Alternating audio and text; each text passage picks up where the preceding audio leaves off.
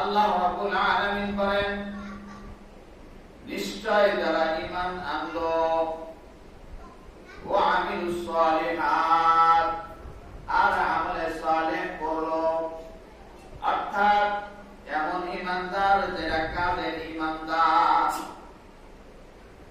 শুধু দাবি সর্বস্ব ঈমানদার নয় বরং কাজের ঈমানদার।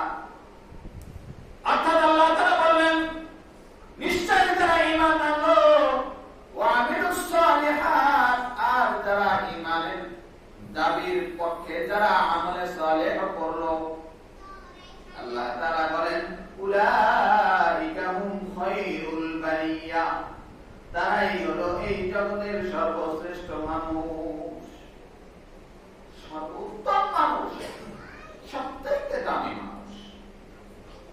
কারণ ঈমান হলো সবচেয়ে দামি দৌলত। দুনিয়ার মধ্যে একজন মানুষের যত দামি সম্পদ রয়েছে তার ভিতরে সবচেয়ে দামি সম্পদ ঈমান। সবচেয়ে দামি সম্পদ ঈমান। ঈমান যার যত মজবুত, আখিরাতের দৌড়ে সে তত বেশি আগানো।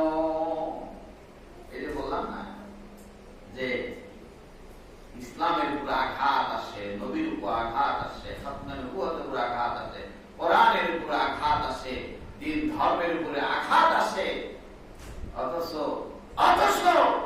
এত বর্ণনায় মুসলমান তাদের কোন প্রতিবাদের ভাষাটাও থাকে না।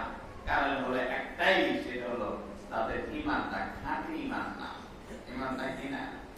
খাঁটি ঈমান না। খাঁটি ঈমান যদি হতো তাহলে হামজার মতো ফরজ বছরের সময় ছিল না।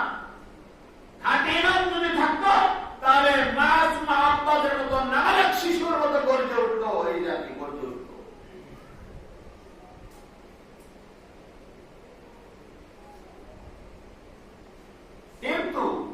কিন্তু আমরা কি দেখছি বলে, আমাদের ঈমান আমাকে প্রতিবাদ শিখায় না, আমার ঈমান আমাকে প্রতিবাদ করে না, আমার ঈমান আমাকে আখিরাতের দৌড়ে প্রতিযোগিতায় নামায় না।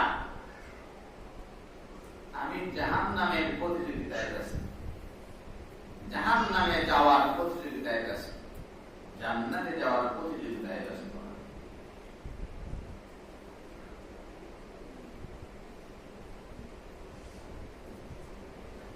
ঈমান কাকে বলে? কিছু বিশ্বাসের নাম ঈমান। আমানতু বিল্লাহি ওয়া মালাইকাতিহি ওয়া কুতুবিহি ওয়া রুসুলিহি ওয়াল ইয়াউমিল আখির ওয়াল কদরি খাইরিহি ওয়া শাররিহি মিনাল্লাহি তাআলা ওয়াল বা'থি বা'দাল মাউত। এক নম্বরে আমানতু বিল্লাহ, আল্লাহর উপরে ঈমান আনতে হবে। আল্লাহর উপরে কিসের ঈমান? বলে আল্লাহ ওয়াহদাহু লা শারীকা লাহু, আল্লাহ তাআলা জাত এবং সিফাতের উপরে পূর্ণাঙ্গ ঈমান এবং বিশ্বাস রাখতে হবে।